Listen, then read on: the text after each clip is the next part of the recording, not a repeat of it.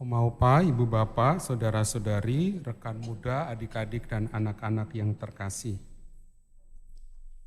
Bacaan Injil hari ini itu banyak pesan dan sangat inspiratif. Maka satu inspirasi yang coba saya tawarkan kepada saudara-saudari berkenaan dengan Minggu Kerahiman Ilahi ini.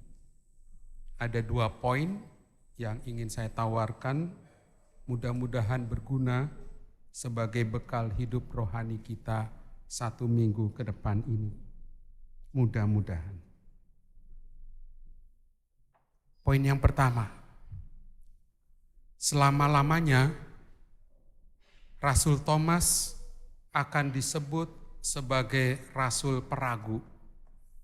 Rasul yang awalnya tidak percaya pada Tuhan yang bangkit itu. Ia sudah mengubur dalam-dalam pengalaman-pengalaman bersama dengan Yesus sejak kematian Tuhan Yesus di kayu salib. Berita bahwa Yesus bangkit itu ditampiknya pun ketika teman-temannya, para rasul, juga mewartakan Yesus yang bangkit. Thomas tidak percaya karena dia belum melihat. Saya kutipkan, tetapi Thomas berkata kepada mereka, "Sebelum aku melihat bekas paku pada tangannya, dan sebelum aku menaruh jariku ke dalam bekas paku itu dan menaruh tanganku ke lambungnya, sekali-kali aku tidak akan percaya."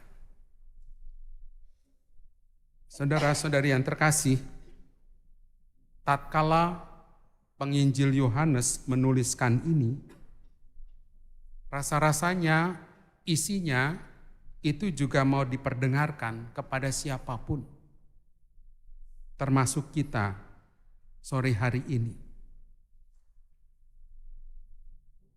Tanggapan Thomas yang tidak percaya karena belum melihat itu, mungkin pertanyaan-pertanyaan orang-orang modern seperti ini.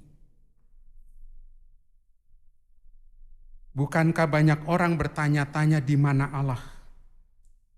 Kapan Tuhan menolongku? Sementara utangku belum lunas-lunas. Di mana Allah ketika aku ditipu habis-habisan, membuat aku bangkrut?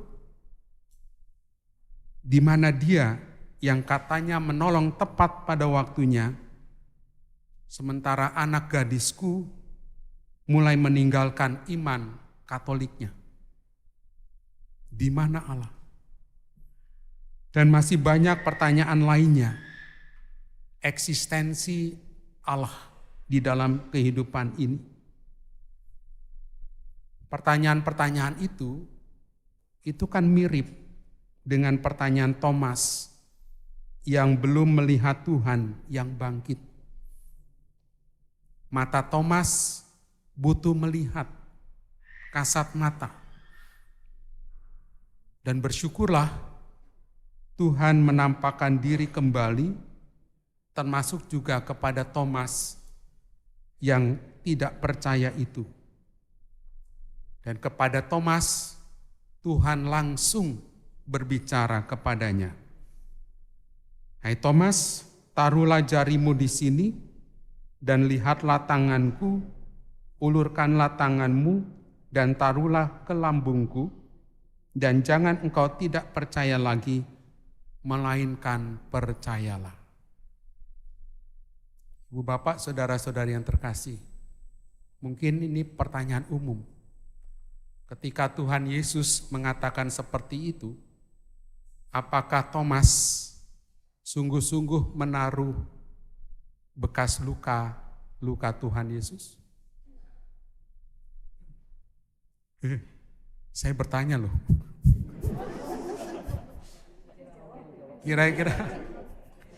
Kirain ngomong sendiri ya.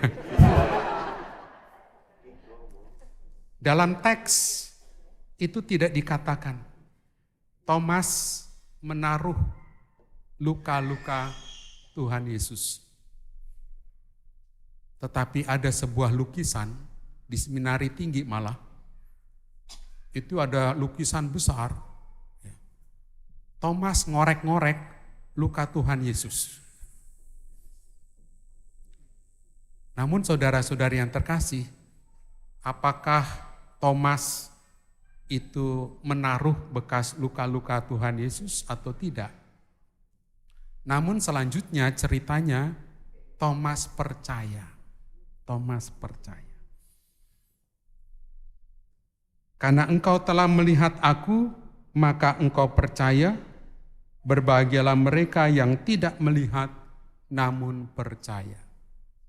Itulah sabda Tuhan Yesus ketika banyak orang yang tidak percaya pada eksistensi Allah. Allah yang senantiasa menemani perjalanan hidup ini. Saudara-saudari yang terkasih, ada banyak orang telah melihat, mungkin juga mengalami perbuatan-perbuatan ajaib Tuhan. Namun yaitu senantiasa ingin bukti dan bukti. Sudah dibuktikan,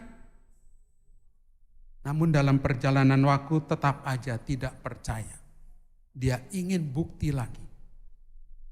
Maka sekarang hari ini penginjil Yohanes mau mengatakan percayalah, percayalah. Tuhan Allah hanya menuntut satu, percaya. Atau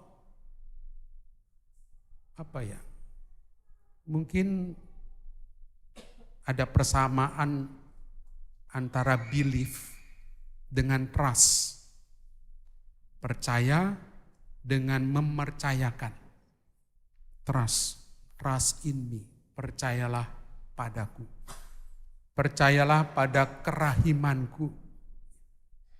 Kalau itu yang ibu bapak pegang sebagai bekal, saya punya keyakinan lebih banyak lagi karya-karya ajaib yang akan ibu alami, ibu bapak alami, saudara-saudari. Tuhan senantiasa menemani perjalanan hidup meskipun terasa tersengal-sengal, meskipun kaki kita tertatih-tatih untuk melangkah. Saudara-saudari yang terkasih, pada minggu Paskah kedua ini, kita diajak juga untuk percaya. Percaya pada kerahiman Allah.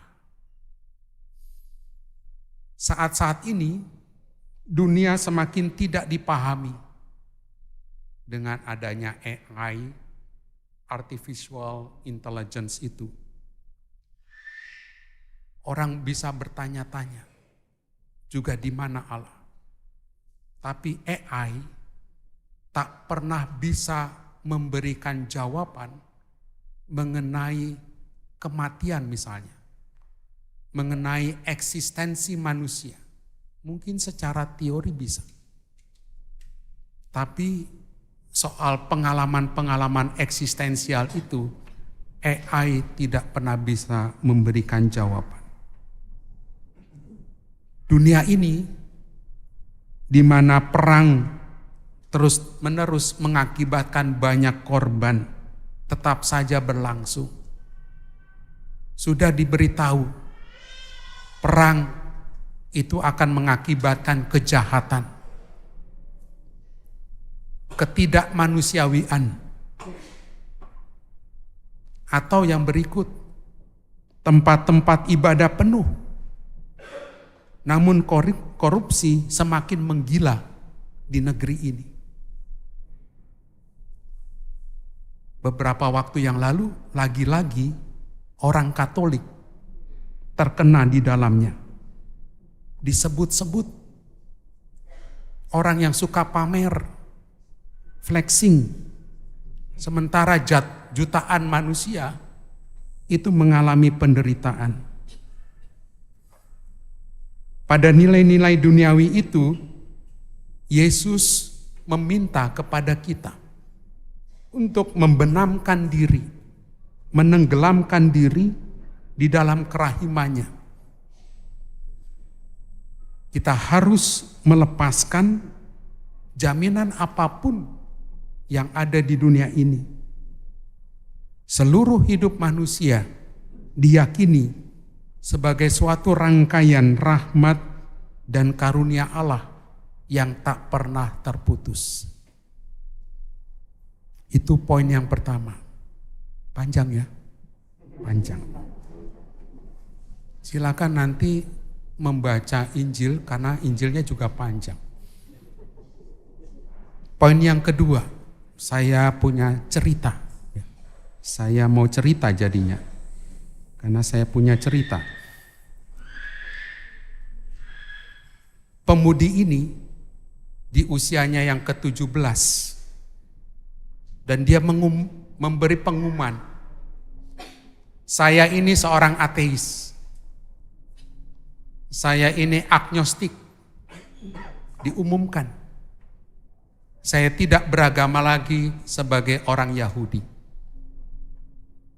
Dia dididik oleh orang tuanya sebagai penganut Yahudi yang sangat kuat.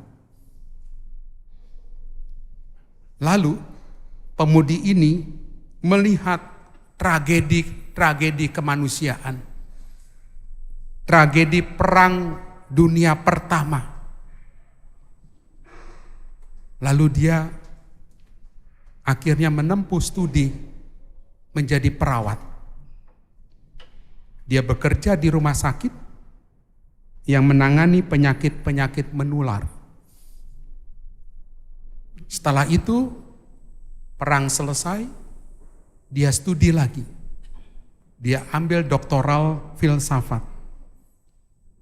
Dia menjadi asisten dosen di Universitas Freiburg, Jerman. Sebagai kandidat doktor, dia juga banyak membaca buku-buku karya Santa Teresia Avila. Dan akhirnya dia melihat Tuhan. Dia bertobat, masuk biara Karmelit. Ada yang tahu siapa? Nggak tahu. Edith Stein. Dia juga mengalami perang dunia kedua.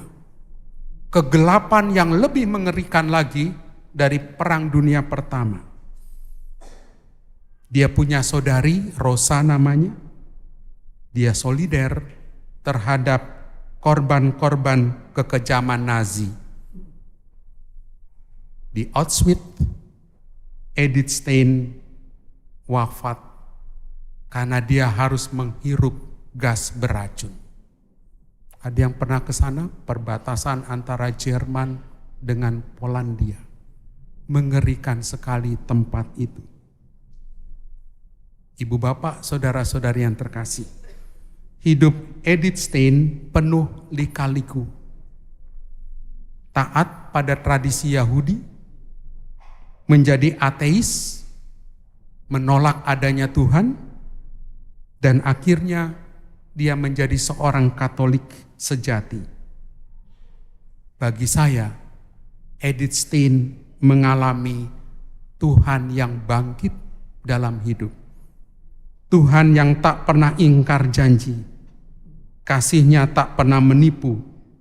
Allah tak pernah menyerah untuk keselamatan kita.